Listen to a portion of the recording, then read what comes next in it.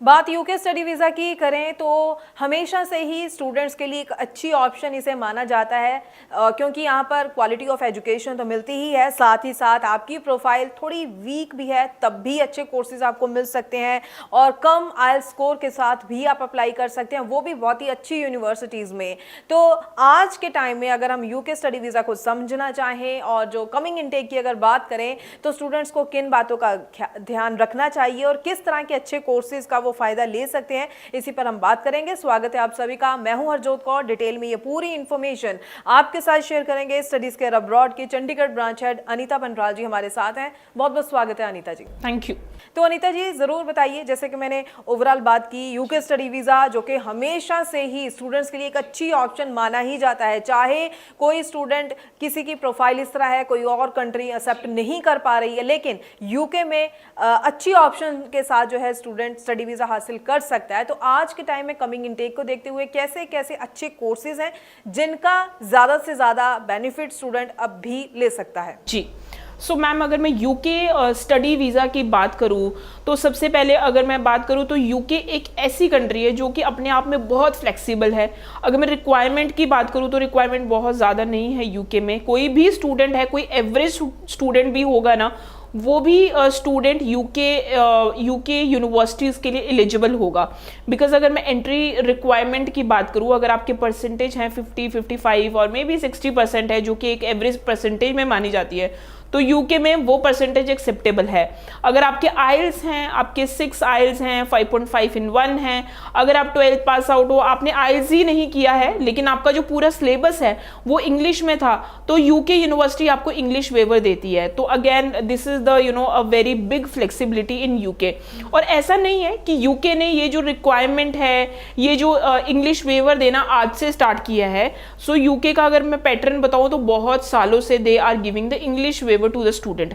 So they are not, because बहुत सारी countries ऐसी हैं कि वो अपने रूल्स एंड रेगुलेशन जिसको कहते हैं कि चेंज करते हैं frequently just to attract the students, but UK ऐसा नहीं है। अगर वो इंग्लिश वेवर दे रहा है तो वो काफ़ी टाइम से दे रहे हैं English waiver.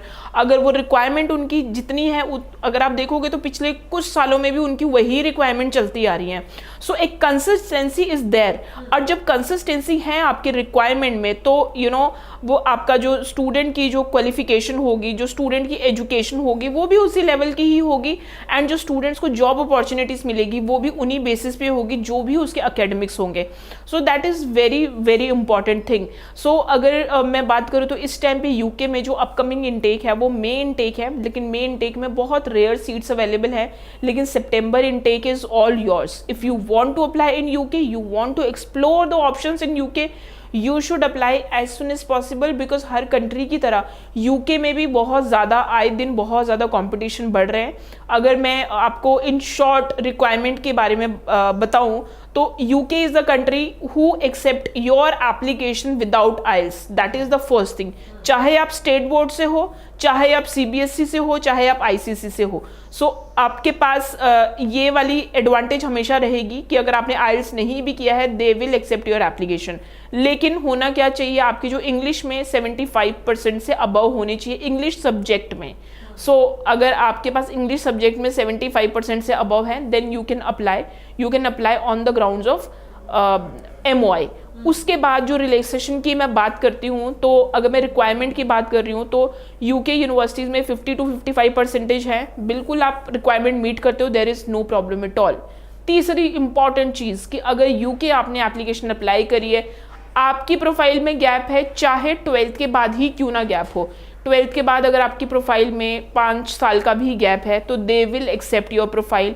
It's just that you just need to tell them कि इन 5 सालों में उन्होंने किया क्या है। अगर मैं बताऊँ, अगर मैं कंपैरिजन करने में आऊँ तो कोई भी कंट्री, चाहे आप ऑस्ट्रेलिया अप्लाई करो तो ऑस्ट्रेलिया भी आपको पता ही है कि गैप प्रूफ मांगेंगे, 12th के बाद कोई कंसिडर नहीं करता, चाहे कनाडा या फिर US. But UK is the country जो कि आपकी गैप को बिल्कुल ईजिली एक्सेप्ट करते हैं, there is no problem at all. 12th के बाद अप टू 5 years, और अगर किसी स्टूडेंट ने मास्टर्स के लिए जाना है तो they are accepting the gap up to 15 years। So that is the best thing. लेकिन बस आपको सिर्फ एक चीज़ देखनी है कि 5 साल का जो गैप या फिर 15 years का जो गैप है, उस चीज़ में आपके पास कुछ ना कुछ गैप प्रूफ होना चाहिए। लेकिन फिर भी आपको नहीं समझ में आ रहा है कि how to present your application to UK university, then you can just connect with us, we will guide you.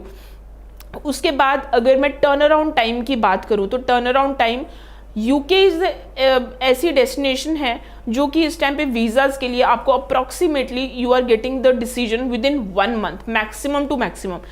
Students कई ऐसे भी हैं जिनको 5 या 6 दिन के अंदर भी वीज़ाज़ आए हैं, लेकिन मैं मैक्सिमम लगाऊँ तो 20 से 25 दिन का आप टाइम लेके चलिए. 20 से 25 वर्किंग डेज, यानी कि आपका 1 महीने के अंदर अंदर वो डिसीजन दे रहे हैं. And the most important thing, अगर मैं फंडिंग की बात करूँ तो यूके में आपको जितने फंड दिखाने हैं, जैसे इनर लंदन में आपको वही फंड 28 से 29 लाख दिखाने हैं और आउटर लंदन में 24 से 25 लाख दिखाने हैं. तो you just show your fund. UK नहीं पूछेगा आपसे ये पैसा कहाँ से आया, वो बिल्कुल भी आपसे इस चीज़ पे क्लैरिफिकेशन नहीं मांगेगी. आपकी पैसा जो है वो 28 दिन पुराना होना चाहिए.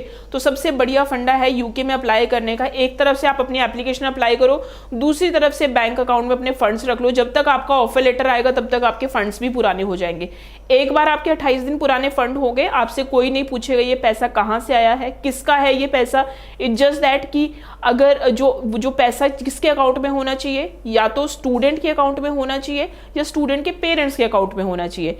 और अगर स्टूडेंट के पेरेंट्स के अकाउंट में, तो उस केस में स्टूडेंट को अपना बर्थ सर्टिफिकेट दिखाना है. बस ये थोड़ी बहुत डॉक्यूमेंटेशन की ज़रूरत है, इससे ज़्यादा कुछ भी नहीं है. जी बिल्कुल. तो अनीता जी ने बहुत ही अच्छे ढंग से यूके स्टडी वीज़ा को लेकर काफ़ी सारे पॉइंट्स जो है आपके साथ क्लियर किए हैं, जो कि स्टूडेंट समझ सकता है कि कितना इजी भी हम मान सकते हैं. और अच्छे स्टूडेंट्स के लिए तो बहुत ही अच्छी ऑप्शंस आपको यहाँ पर मिल सकती हैं. और फिर से कहूँगी, अगर आप कम आइल्स स्कोर है या विदाउट आइल्स अप्लाई करना चाहते हैं, आपकी प्रोफाइल थोड़ी कहीं वीक है या फिर गैप ज़्यादा भी है, तब भी अच्छे ढंग से अगर आप अपनी फाइल पर काम करते हैं तो बहुत अच्छी ऑप्शंस आपको ज़रूर मिलने वाली हैं यूके स्टडी वीज़ा के लिए. आपके मन में कोई और सवाल हो तो ज़रूर आप जो नंबर डिस्प्ले है इस पर कॉल कर सकते हैं. पूरी जानकारी के लिए आप स्टडीज़ केयर अब्रॉड के ऑफिस भी विजिट कर सकते हैं. अनीता जी को मिलना चाहें तो चंडीगढ़ ब्रांच में आप विजिट कीजिए और अपने डॉक्यूमेंट्स भी अपने साथ लेकर ज़रूर जाइए, ताकि असेसमेंट की जा सके और उसके अकॉर्डिंगली ही आपको राइट ऑप्शन जो है गाइड की जा सके.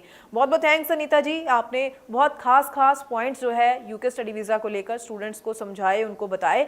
आगे भी हम स्टूडेंट्स के लिए इसी तरह से और इन्फॉर्मेटिव वीडियोस लेकर आते रहेंगे. फिलहाल के लिए हमें दीजिए इजाजत. Thank you so much. Thank you so much.